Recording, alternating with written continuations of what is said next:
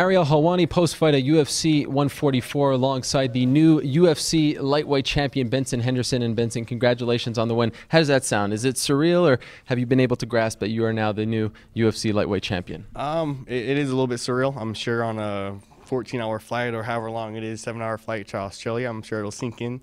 And then on that flight from Australia back to Phoenix, I'm sure it'll sink in a little bit more.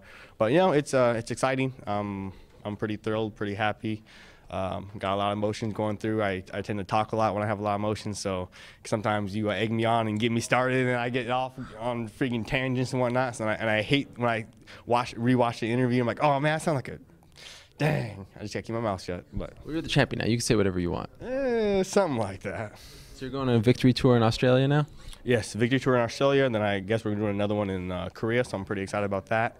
And then in between, I gotta get back in the gym. I gotta start training.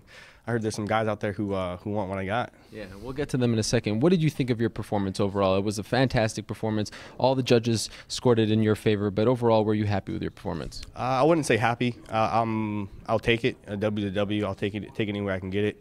I think there's a lot of things I could have done better. I think my jab landed quite a bit. I was happy with that. I was happy outboxing a little bit, you know.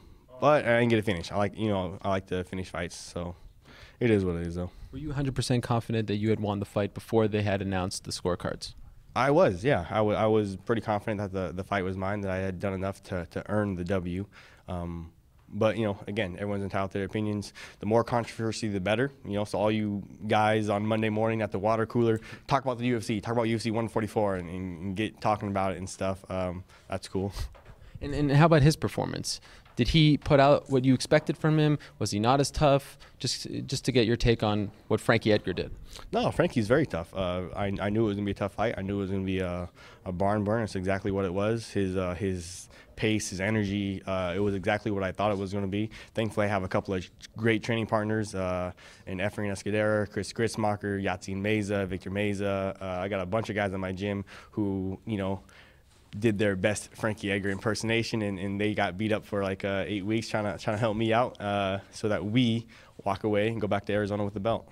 Your story is an unbelievable one because you were a champion in WC, yet it didn't seem like you ever got the respect that you deserved, and now here you are as UFC lightweight champion. Does a part of you, or did that fuel you at all? Does a part of you say now to those people that doubted you, that didn't say that you were, you know, guys were calling you out in press conferences when you weren't even fighting them, and you know, now here you are sitting on top of the mountain. That has to feel good, right? It does feel good. You know, I don't really. Again, I might have said it to you once or twice before, but I don't really begrudge anybody their opinions. They can think what they want to think. It's cool. I really am okay if you don't think I'm that great. That's fine. But it's nice to prove otherwise. Right.